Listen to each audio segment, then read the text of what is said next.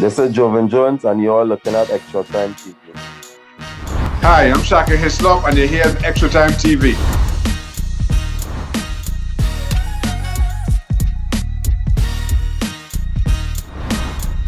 Hey everyone, welcome to another edition of Extra Time TV. This is Andre Sooklal, and I'm alone on the set today.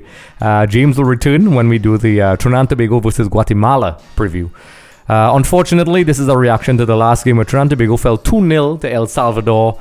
It was a game that, there was a lot of feel-good factor going in. A lot of people were singing the praises of Trinidad Tobago after we drew 0-0 with Mexico with a pretty much heroic performance against one of the pre-tournament favorites. I mean, Mexico, make no mistake, folks, contenders to win this entire thing. Tata Martino and his men are not messing around, despite that 0-0 draw. So unfortunately, there were two goals. I hope I pronounce this properly. It's from Jairo Enriquez in the 30th minute and Walmar Martinez in the 90th minute. And Trinidad Tobago, one of the first things that I can identify before I get into details, because I won't keep this really short, because I will keep this really short because it's a reaction video. It's that fitness, which I highlighted a lot in the last video, and James spoke about it as well. Really came into play here. And, in terms of statistics, Trinidad Tobago, had obviously less possession. It was 40% to us and 60% to them. They had a total of 19 shots versus our 9. We had 2 on target. They had 8. And, we played with the formation that we expected. Angus Eve came back with, 3 at the back. But he made several changes. And this is what I would like to discuss really quickly. Marvin Phillip was not played, and Frenderop took over, Abubakar as well, and he made 7 changes. And the lineup included Williams, Peters, Aubrey, David, Alvin Jones was still there, and Telfa and Molino up front. Now a lot of people have been asking me why not Marcus Joseph, because he plays a lot better in that number 9 role, but I'm thinking maybe Telfa was supposed to be kind of playing deep. And then the plan was, and I could be wrong, only Angus could answer this. And, because he's a runner, he can get past players. Although Marcus can do this as well. And, Molino probably acts like a false 9 or whatever. But one of the problems I had observing this game is that I think, and I mentioned this as well, not necessarily, the tactics, which I'll get into, but the fitness levels. A lot of people are getting excited and carried away, which I can understand. You're fans and you're allowed to be like that. But to be honest, I really felt as if, sometimes, the logic goes out the window with Trinidad Tobago. Yes, we achieved some great results. Yes, we have not been defeated in a long time, even including under Terry Fennick. We have basically built a team, and I'm not going to be like those other media people. I'm going to speak fairly of everyone. We got some momentum with Terry, and whether people agree with his dismissal or not, that's a whole other discussion. But we started to see the team take shape, and then Angus Eve comes in with no time really, and kind of takes his take on the team in a short period of time, and he got 2 wins, a massive draw, and then unfortunately a game that I think if fitness and conditioning was a little bit better, we could have gotten a good result in this game. I think it wasn't as dire as it looked, but in the end I think El Salvador managed the game better. I think their possession and confidence on the ball was better. I heard other analysts say this as well. I think they were more composed, their ability to manage the game and eventually wear us down, because eventually as the game wore on, you could see that our players didn't have the legs anymore. They were very tired and not exhausted, and kudos to the guys, they fought hard. You could see that these guys were not going to let it go, and eventually in the end there was a goal that I think a lot of people thought was scored, and are saying the defenders could have done more. They probably froze because they thought it went in, and then by the time they realized it wasn't going to go in, it was already in. Because it looked like they didn't want to score that goal at all, and by they I mean El Salvador.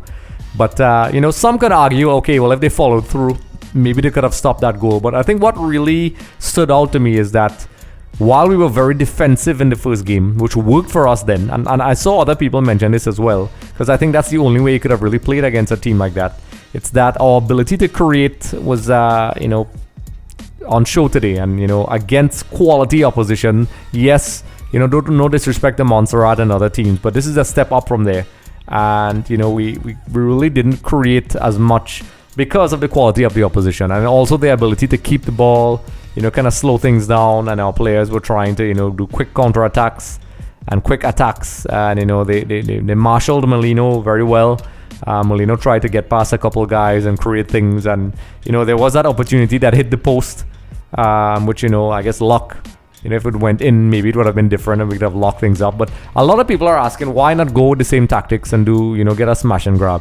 Why did we change the lineup so much? And I think I can maybe answer that for you guys. I think the fitness levels in the last couple days, and I know there's a lot of fitness and conditioning people, strength and conditioning coaches that look at my show, and I'm sure they will agree that obviously we did not have the ideal preparations, and there was a lot of injuries to players, and it's just the situation that we've been dealt. We have a lot of problems in Trinidad and Tobago football, and unfortunately it is what it is. And at this level, if you don't have your fitness levels, it's going to show. So even though you may not play bad, eventually the mental aspect of your game is going to depreciate as the game goes along. And kudos to El Salvador.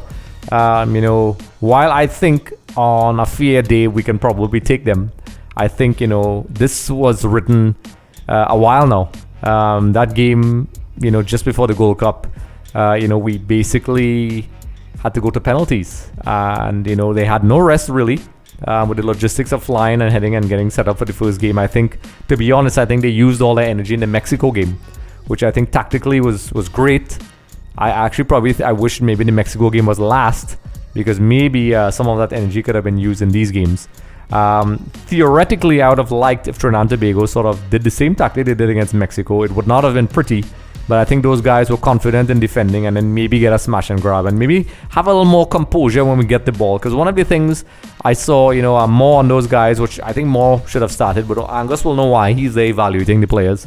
I think that composure when we get the ball, instead of just kicking it away, we could have created some counterattacks and maybe not get goals, but we could have nicked something. And I think that's where I guess they'll probably look at the videos and when they do their analysis, probably see that, because we could have nicked the result. Because when Mexico was trying to push up, I saw a couple times where the passes were a bit heavy. Maybe that was a result of the fitness of the players, where they just didn't have the energy to really do those refined quick passes. But we don't know.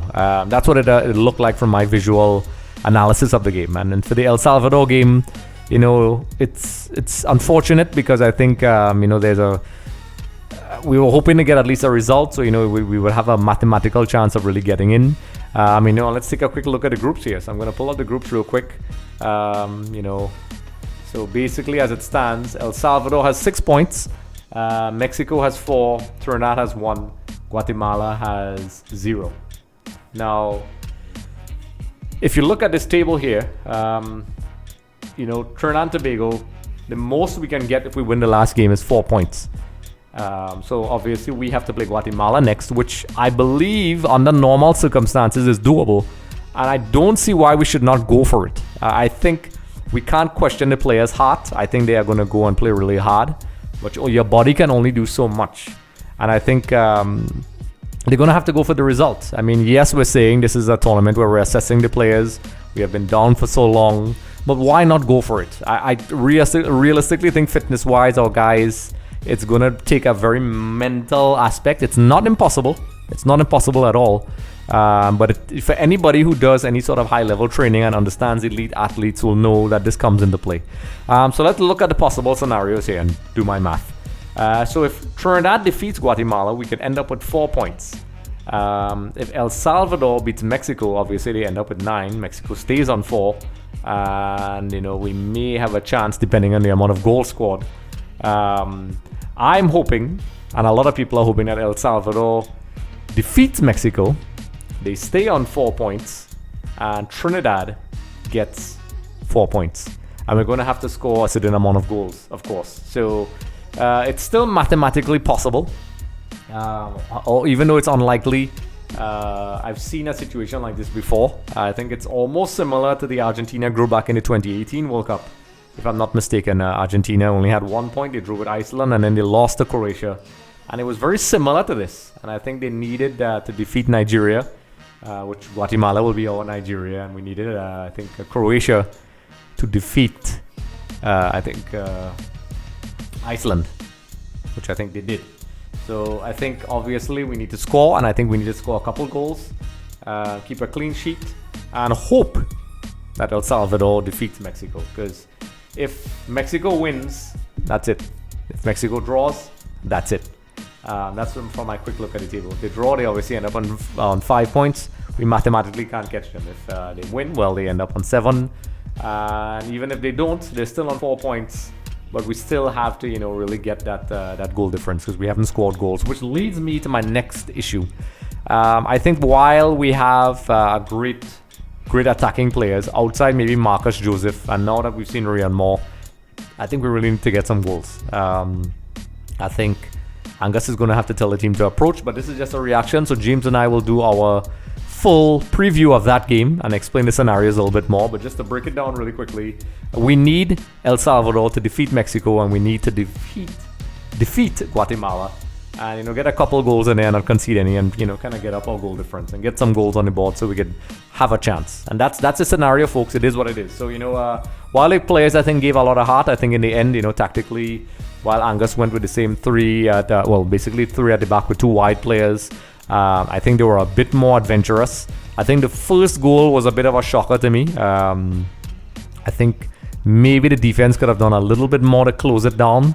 It was from really far, and then the second goal, I think even if they didn't score, it looked like our guys were completely roasted, and they tried. I saw it. I mean, I know a lot of these guys, and they were trying, but at these high levels, heart takes you up to a certain point. You really need the heart, the skill, and the fitness. That it is what it is. I know fans will think of it from an emotional perspective, but as someone who has worked in professional football, I've been around analysts. This is what I do. At this level, that's what you need. And kudos to Trinidad and Tobago for the work that Terry did, and also what Angus is continuing to do. I'm not gonna say that buy into that whole thing that I have to bash one coach unlike the other. I think Terry started something. I think Angus continued. They are both coaches that I admire for different reasons, and I think that it's okay. You don't actually have to not like one or the other. But tactically, I think Angus has very specific ideas. I know him. He's a guy who's very knowledgeable, and I think it's a very difficult situation. And I think, to be honest, we're punching above our weight considering all the problems we've had. And kudos to the players and the coach. So it's not mathematically impossible. I think we should go for the win anyway, for not just pride, but it's good for the team. It's good for mental conditioning. And unfortunately, the World Cup is no longer an option for us anymore. But I think it's good for us. I would have liked that we were still in the campaign, because it would have been a good reference point for us to evaluate the players and plan for the next cycle, which would not be for a long time, unfortunately. Well, actually, it's going to be in December, so it's not that long. So, that's me finding the silver lining, folks. So once again, folks, it's me alone today. I'm a bit exhausted. The reason why I have my Argentinian jersey on, because I did a video about Argentina, but the time that I have is so tight, I could not change into my blazer and shirt. So once again, don't forget to like, subscribe, comment in the comment section below. James will return. We'll also have Andre Samuel from the Warrior fan zone to join us as well, and maybe a couple other guests to preview the last game, which is Trinidad and Tobago versus Guatemala. So once again, folks, don't forget to like, subscribe, comment in the comment section below. Let me know what you think, and let me hear your thoughts on how Trinidad and Tobago should approach this final game, and your overall thoughts on their performances so far on the Angus Eve, and in general, what you think about where we're heading and what our chances are after this tournament. So it's not over yet, folks. There is a chance. So let's see how it goes. Just a reminder, everyone, for more episodes with Shaka Hislop, be sure to head over to our YouTube channel. Also, don't forget to subscribe for more updates, interviews, and content.